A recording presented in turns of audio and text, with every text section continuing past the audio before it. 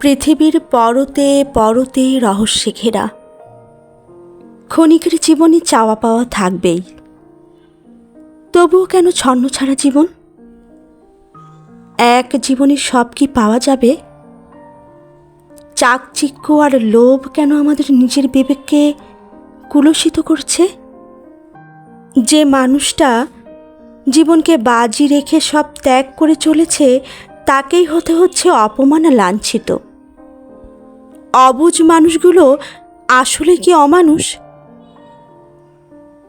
জীবনটা আসলেই বোধগম্য নয়।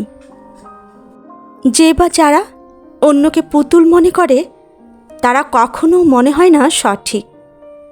অন্যকে হাসি বা তুচ্ছ করার আগে ভাবা উচিত, আমাকেও এটা ফেরত পেতে হবে আজ অথবা কাল। সবই তো সময়ের অপেক্ষা। নিজেকে ভালোবাসুন, হাসুন, নিজেকে নিজে মূল্যায়ন করুন।